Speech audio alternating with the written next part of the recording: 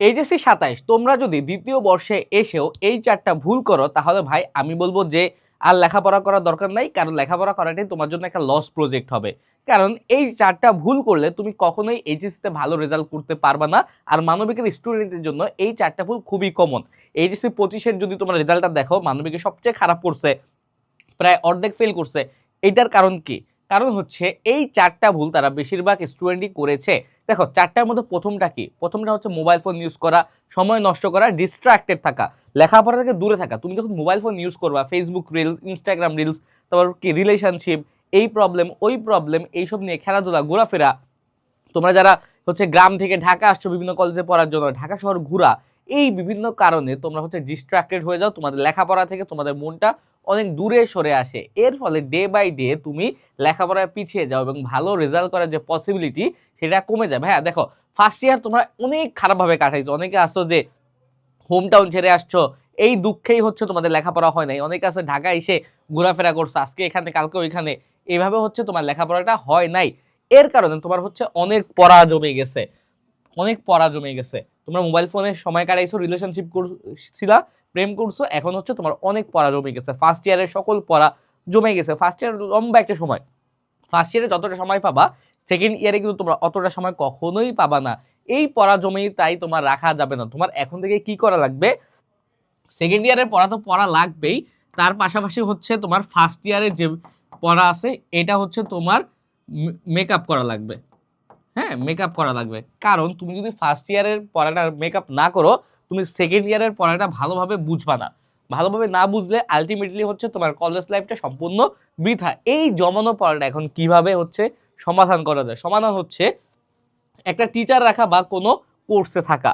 Teacher রাখলে কি হয় যে তুমি টিচারের কাছে ফার্স্ট ইয়ারের পড়াটা শেষ করতে পারবা, যদি তোমার কাছে সময় থাকে তবেই। কারণ টিচারের কাছে এত সময় নাই যে প্রত্যেকটা বিষয় তোমাকে ধরে ধরে পড়ায় দিবে। আর ফার্স্ট ইয়ারের ক্লাস আর পাবা না কলেজে, চাইলেও তোমার হচ্ছে কোনো উপায় নাই। এখন তোমার কাজ কি? তোমাদের কাজ হচ্ছে সিম্পলি আমাদের একাডেমিক টু অ্যাডমিশন কোর্সে চলে যাওয়া, এসি টু এডি। আমরা আমাদের একাডেমিক টু অ্যাডমিশনের কথা কেন বলি? কারণ হচ্ছে মানবিকের জন্য আমাদের কোর্সের ধারে পাশে বাংলাদেশে কেউ নাই, ধারে পাশে কেউ নেই। কারণ এখানে আমি বলতেছি, এখানে বাংলা, ইংলিশ, আইসিটি সহ মানবিকের সকল বিষয়ের উপরে 800+ ইন ডিটেলস ক্লাস আছে। এখানে তোমার ফার্স্ট পেপারও কভার করা হবে, সেকেন্ড পেপারও কভার করা হবে। তার পাশাপাশি অ্যাডমিশন ক্লাস তো আছেই। তার পাশাপাশি আরও কি দরকার? এমসিকিউ, সিকিউ, ক নাম্বার প্রশ্ন, খ নাম্বার প্রশ্ন, এইগুলোর জন্য তোমার বই দাগিয়ে পড়ো না, দাগানো বই অনেক ইম্পর্টেন্ট না?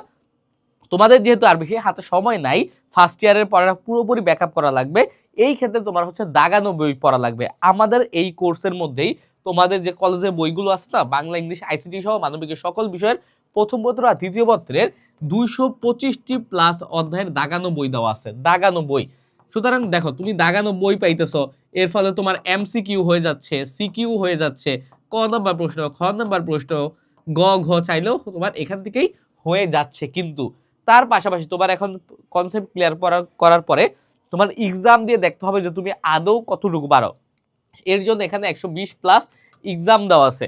তার পাশাপাশি হচ্ছে বাংলার জন্য আলাদা ইবুক, ইংরেজির জন্য আলাদা ইবুক, আইসিটির জন্য আলাদা ইবুক এবং মানবিকের সকল বিষয়ের জন্য হিউম্যানিটি সুপার সাজেশন। প্রত্যেকটা বই কিন্তু রকমারি বেস্ট সেলার। এখানে কিন্তু এই বইগুলোর ইবুকগুলো দেওয়া আছে। সুতরাং আলাদা করে তোমার কোনো বই কেনা লাগবে না। তুমি আমাদের হিউম্যানিটি সুপার সাজেশনে কি পাবা? বাংলা, ইংলিশ, আইসিটি সহ মানবিকের প্রতিটা চ্যাপ্টারের প্রথম পত্র এবং দ্বিতীয় পত্রের উপরে ক নাম্বার প্রশ্ন, খ নাম্বার প্রশ্ন, গ নাম্বার প্রশ্ন, ঘ নাম্বার প্রশ্ন উত্তর সহকারে পেয়ে যাবে ইনশাআল্লাহ। সুতরাং তোমার সকল কিছু এখানে গুছিয়ে দেওয়া আছে, তুমি জাস্ট পড়বা। এখন পড়ার পাশাপাশি কি করবা? যে তোমরা আরেকটা ভুল করো, দুর্বল সাবজেক্টগুলো এড়িয়ে যাও। কিন্তু দুর্বল সাবজেক্টগুলো এড়িয়ে যাওয়া যাবে না। এখানে তো প্রত্যেকটা বিষয়ের ক্লাস দেওয়া আছে। এই ক্লাস থেকে তোমার যেগুলো খারাপ লাগে, ইকোনমিক্স খারাপ লাগতেছে, একটু উইক, ইকোনমিক্সের ক্লাসগুলো করো। আইসিটি উইকস, আইসিটি ক্লাসগুলো করো। যেইগুলোতে তুমি উইক ফিল করো, ওই সাবজেক্টগুলোকে বেশি ভালোভাবে পড়ো। ইংলিশের ক্ষেত্রে ওয়ার্ড বিল্ডিংয়ে ফোকাস করো, গ্রামারের ক্ষেত্রে তুমি নিয়মগুলো, স্ট্রাকচারে ফোকাস করো। তারপর রাইটিং এর ক্ষেত্রে রাইটিং এর নিয়মগুলো কিভাবে লিখতে হয়, কিভাবে প্যারাগ্রাফ লিখতে হয়, কিভাবে কম্পোজিশন লিখতে হয়, কিভাবে ভাব সম্প্রসারণ লিখতে হয়, কিভাবে পত্র লিখন লিখতে হয়, এই প্রত্যেকটা জিনিস হচ্ছে এই কোর্স থেকে তুমি শিখে নোট করে রাখো। নোট করলে কি হবে? প্রথমবার পড়লা, একটু টাইম লাগলো, দ্বিতীয়বার পরীক্ষার আগে তোমার কষ্ট করে আর খুঁজে খুঁজে পড়া লাগতেছে না। জাস্ট তোমার একবার নোটটা দেখলেই হয়ে যাচ্ছে। তার পাশাপাশি যে ভুলটা করো, এই ভুলের কারণে তুমি সকল কিছু পড়তেছো, তুমি সব কিছু জানো, কিন্তু তুমি কিভাবে সৃজনশীলের অ্যান্সার করা লাগে, কিভাবে সুন্দর করে পরীক্ষার খাতায় লিখা লাগে, প্রেজেন্টেশন স্কিলই নাই। কারণ কি, তুমি রাইটিং প্র্যাকটিস করো না, তুমি খালি পড়ো, কিন্তু কিভাবে লিখলে আমার সৃজনশীলটা সুন্দর লাগবে, আমার রাইটিং গুলো সুন্দর লাগবে, এটাই তুমি জানো না। এর ফলে টিচার কিন্তু সকল কিছু পড়ে দেখার সময় নাই, সে তোমার লেখাটা কতটুকু সুন্দর হয়েছে এটার উপর অনেক সময় নাম্বার দিয়ে দেয়, যদি ক খ কনসেপ্ট ঠিক থাকে। সুতরাং তোমার রাইটিংটা কিন্তু ভালো করতে হবে, মার্জিন ঠিক রেখে। হাতের লেখা খারাপ হলে সমস্যা নাই, কিন্তু কাটা ছেঁড়া করা যাবে না। এইভাবে হচ্ছে লেখাটা লিখতে হবে। এইভাবে করলে আশা করা যায় যে তোমার পরীক্ষার রেজাল্ট খুবই ভালো হবে।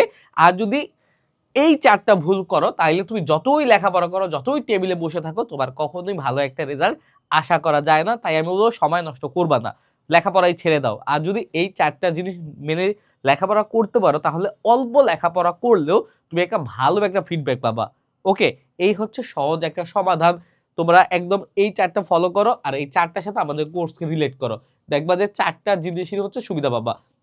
মোবাইল ফোনে তুমি কোর্সটা করবা, তখন যখন তুমি মোবাইল ফোনে কোর্সটা করবা, তোমার মোবাইল ফোনের টাইমটা তুমি ইনস্টাগ্রামে না দিয়ে কোর্সে দিতেছো, তারপর পড়াটা জমিয়ে রাখা পড়াটা কমে যাবে।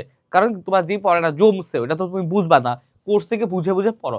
তারপরে দুর্বল সাবজেক্টগুলো এড়িয়ে যাবা না, দুর্বল সাবজেক্টগুলোর ক্লাসগুলো এখানে করো 24/7, যেই কোনো সময়, রাত 1টা 2টা 3টা, যেই কোনো সময় তুমি অ্যাপটা ওপেন করলে তুমি ক্লাসটা করতে পারবা। তারপরে রাইটিং রাইটিং প্র্যাকটিস করো, শেষ। এক্সামগুলো দাও, এক্সাম দেওয়া আছে, দাগানো বই দেওয়া আছে, দেখবা কি শুরু করলে তোমার লেখাপড়ার অভাব নাই। সুতরাং আস্তে আস্তে যত দিন যাবে লেখাপড়া করলে কমে আসবে। দাগানো বইগুলো পড়ো, এক্সামগুলো দাও, ক্লাসগুলো দেখো, অ্যাডমিশনের প্রিপারেশন শুরু করো। এই হচ্ছে মুদ্রা কথা। সুতরাং তোমরা যদি ভালো করতে চাও এগুলো ফলো করো।